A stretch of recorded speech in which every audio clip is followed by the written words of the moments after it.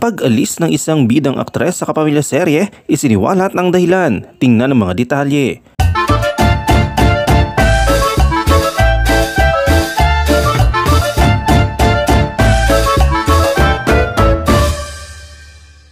May nasungkit si Lobby Po ng bagong proyekto sa Hollywood sa ikalawang pagkakataon. Ayon sa exclusive report ng American online news site na Deadline nitong February 15, isang kapamilya actress sa bigating cast ng upcoming Hollywood independent film na Badman. Isa itong action comedy film na hango ang kwento sa totoong buhay ng isang federal state police officer na nulong sa pinagbabawal na gamot.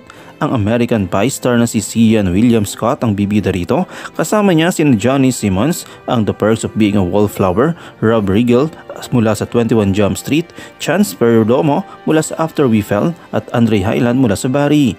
Ang direktor ay si Michael De Liberty, isa rin sa magsisilbing producer ang Mr. ni Lobby na si Monty Blincoe.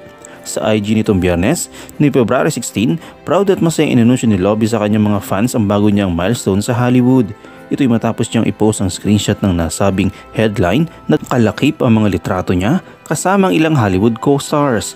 Mababasa sa caption niya ay sinabi na, "So happy to finally announce being part of Badman. Can't wait to share more about this amazing film with an even more amazing cast. Yes, this was the reason why I was in Alabama." Sa kasalukuyan naman ay hindi pa tukoy kung ano ang role na gagampanan ni Lobby Po sa Badman. Ito ang ikalawang pagkakataong magkakaroon siya ng Hollywood project ang aktres kasunod ng partisipasyon niya sa The Chelsea Cowboy, ang pelikulang halaw sa makulay at kontrobersyal na buhay ni John Bindon mula 1943 o 1993 hanggang ngayon ay hindi pa rin napapalabas. Samantala, bago makumpirma ang pagganap ni Lobby sa Badman ay napanood muna siya sa ABS-CBN primetime series na FPJ's Batang Quiapo bilang si Mokang.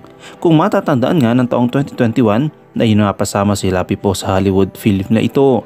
Ang Hollywood online news din na Deadline.com ang naglabas ng exclusive report tungkol sa partisipasyon ni Lobby sa The Chelsea Cowboy, ang pelikulang halaw sa makulay at controversial na buhay ni John Bindon na ipinanganak nga noong 1943 at namatay noong 1993.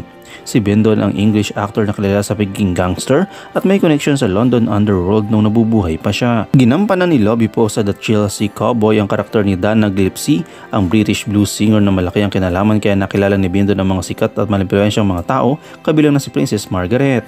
Si Dana, 78-year-old singer-actress, ang original na Mary Magdalene sa unang London production ng Jesus Christ Superstar ay musical play ni Andrew Lloyd Webber at Tim Rice noong 1972. Nakasama ni Lobby Po sa The Chelsea Cowboy sina Alex Pettyfer mula sa Magic Mike, si Poppy Delevingne mula sa Rivera at si Eldris Elba mula sa Suicide Squad.